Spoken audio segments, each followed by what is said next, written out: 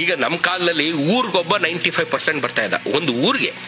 ಈಗ ಎಲ್ಲ ಹುಟ್ಟಿದ ಹುಡುಗನ ಹತ್ರ 95% ಇದೆ. ಏನ್ ಬೆಲೆ? 95, 96. ಅದಕ್ಕೇನು ಬೆಲೆ ಇಲ್ಲ. ಈಗ ನಿನ್ನ ಹತ್ರ ಏನ್ ಸ್ಕಿಲ್ ಇದೆ ಅದಕ್ಕೆ ಬೆಲೆ. ನಿನ್ನ ಹತ್ರ ಏನ್ ಸ್ಕಿಲ್ ಇದೆ ಅದಕ್ಕೆ ಬೆಲೆ.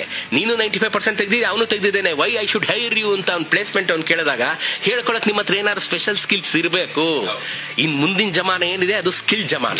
ಏನ್ ಸ್ಕಿಲ್ ಇದೆ ಅವ್ನಿಗೆ ವ್ಯಾಲ್ಯೂ ಅಷ್ಟೇ. ಅವ್ನು ಏನ್ ಓದಿದಾನೆ ನೋ ಬಡಿ ಕೇರ್ಸ್. ಅವ್ನು ಯಾವ ಭಾಷೆ ಕಲ್ತಿದ್ದಾನೆ ನೋ ಬಡಿ ಕೇರ್ಸ್. ಅವ್ನು ಇಂಗ್ಲಿಷ್ ಕಲ್ತಿದ್ದಾನೆ ಇಲ್ವಾ ನೋ ಬಡಿ ಕೇರ್ಸ್. ಅವನ ಹತ್ರ ಸ್ಕಿಲ್ ಇದ್ರೆ ಅವನ ತಲೆ ಒಳಗೆ ಜಗತ್ತು ಅವನ ಮುಂದೆ ಮಂಡಿಯೂರಿ ನಿಂತು ಅವನು ಕೊಟ್ಟಂತ ಸ್ಕಿಲ್ ಅನ್ನ ಭಿಕ್ಷೆಯಿಂದ ಸ್ವೀಕರಿಸಿ ಅವನಿಗೆ ದುಡ್ಡಿನ ಹಾರ ಹಾಕ್ಬಿಟ್ಟು ಹೋಗುತ್ತೆ. ಇದು ಮುಂದಿನ ಜಗತ್ತು, ಜನರೇಷನ್. ಎಸ್, ಮುಂದಿನ ಜನರೇಷನ್ ಇದೇನೆ.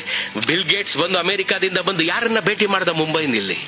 ಡಾಲಿ ದ ಚಾಯ್ ವಾಲಾ ಬೀದಿ ಬದಿಯ ಟೀ ಅಂಗಡಿಗೆ ಹೋದ.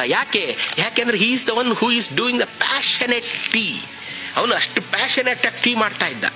ಹಂಗಾಗಿ ಅವನದು. ಸೊ ಇದ್ರ ಅರ್ಥ ಏನು? ನೀನೊಂದು ಟೀ ಮಾರೋನೇ ಆಗಿರ್ಬೋದು, ಅದರಲ್ಲಿ 100% ಶ್ರದ್ಧೆ ಇಟ್ಕೋಬೇಕು.